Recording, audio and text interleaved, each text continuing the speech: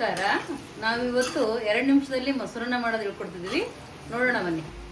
ಮೊಸರನ್ನ ಒಗ್ಗರಣೆ ಮಾಡಲು ಬೇಕಾಗಿರುವ ಪದಾರ್ಥಗಳು: ಸಾಸಿವೆ ಚಿಕ್ಕ ಸ್ಪೂನು, ಕಡಲೆಬೇಳೆ 1 ಸ್ಪೂನು, ಉದ್ದಿನಬೇಳೆ ಅರ್ಧ ಸ್ಪೂನು, ಕರಿಬೇವು, ಅರ್ಧ ಈರುಳ್ಳಿ, 1 ಹಸಿಮೆಣಸಿನಕಾಯಿ, 1 ಬ್ಯಾಡಗಿ ಒಣ ಮೆಣಸಿನಕಾಯಿ, ಸ್ವಲ್ಪ ಕೊತ್ತಂಬರಿ, 1 ಬೌಲ್ ಮೊಸರು.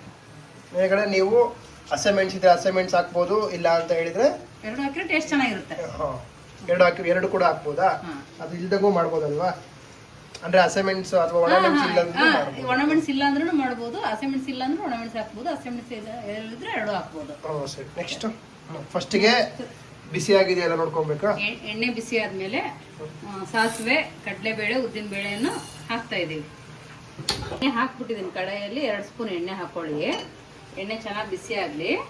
ಮೊಸರನ್ನ ಒಗ್ಗರಣೆನ ಎಷ್ಟು ಅನ್ನ ಕಲಿಸ್ಬೇಕು ಅಂತ? ಒಂದು 300 ಗ್ರಾಮ್ ಅಕ್ಕಿಯಲ್ಲಿ ಕಲಿಸ್ಬೋದು. ಒಂದು 2 ಮೆಂಬರ್ಸಿಗೆ ಆಗುತ್ತೆ. ಸ್ವಲ್ಪ ಡೀಪ್ ಫ್ರೈ ಮಾಡ್ಕೊಂಡು ನಂತರ ಒಣಮೆಣಸಿನಕಾಯಿ ಫ್ರೈ ಆದ್ಮೇಲೆ ಹಸಿಮೆಣಸಿನಕಾಯಿ,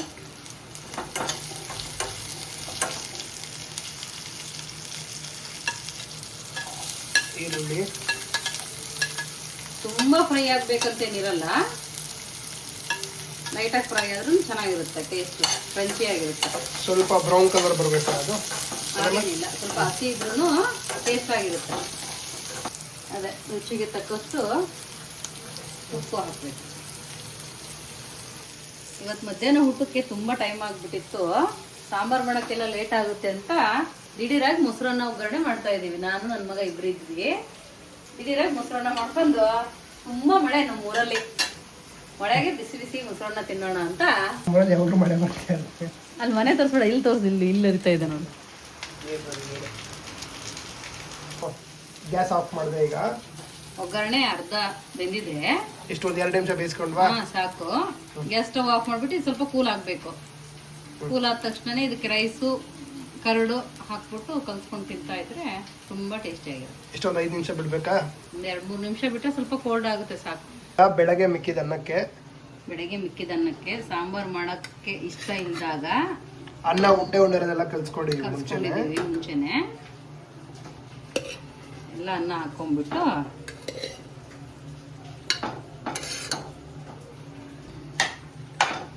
ಗ್ಯಾಸ್ ಸ್ಟವ್ ಏನು ಹಚ್ಚಿಲ್ಲ ನಾವು. ಮಿಕ್ಸ್ ಮಾಡ್ಕೊಂಡ್ಬಿಟ್ರೆ ರುಚಿಯಾದ ಕರ್ಡ್ ರೈಸ್ ಚೆನ್ನಾಗಿರುತ್ತೆ. ಆಮೇಲೆ ಪ್ರತಿದಿನ ಸಾಂಬಾರು ತಿನ್ನೋದಕ್ಕಿಂತ, ಪ್ಲೇನ್ ಮೊಸರನ್ನ ತಿನ್ನೋದಕ್ಕಿಂತ ಈ ಥರ ಒಗ್ಗರಣೆದು ಮಾಡ್ಕೊಂಡು ಬಂದರೆ ಚೆನ್ನಾಗಿರುತ್ತೆ ಟೇಸ್ಟ್. ಇದ್ರ ಜೊತೆಗೆ ಉಪ್ಪಿನಕಾಯಿ ಎಲ್ಲ ಚೆನ್ನಾಗಿರುತ್ತೆ. ಮೊಸರು ಹಾಕ್ತಾ ಇದೀವಿ ನೋಡಿ. ತುಂಬ ಗಟ್ಟಿ ಮೊಸರು ಇದೆ. ಸ್ವಲ್ಪ ಹಾಲಾದ್ರೂ ಹಾಕ್ಕೋಬೋದು, ನಮ್ಗೆ ಹಾಲು ಇಷ್ಟ ಇಲ್ಲ, ಆದ್ರಿಂದ ನಾವು ನೀರು ಹಾಕ್ಕೊಂತ ಇದೀವಿ. ಹಾಲು ಇಷ್ಟ ಇರೋರು ಹಾಲು ಹಾಕೊಳ್ಳಿ, ಚೆನ್ನಾಗಿರುತ್ತೆ. ಕಾಸಿ ಆರಿಸಿರೋ ಹಾಲು ಇರುತ್ತಲ್ವಾ, ಅದನ್ನ ಹಾಕೊಂಡು ಮಿಕ್ಸ್ ಮಾಡ್ಕೊತೀನಿ. ಟೇಸ್ಟ್ ಇನ್ನೂ ತುಂಬ ಚೆನ್ನಾಗಿರುತ್ತೆ.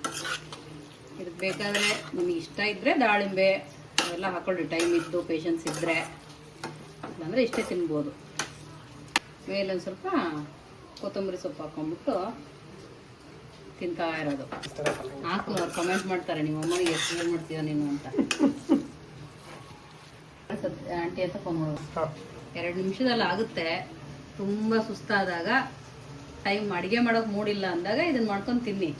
ತುಂಬ ಚೆನ್ನಾಗಿರುತ್ತೆ ಟೇಸ್ಟ್. ದೇಹಕ್ಕೂ ತಂಪು, ಕರಳಿಗೂ ಒಳ್ಳೆಯದು.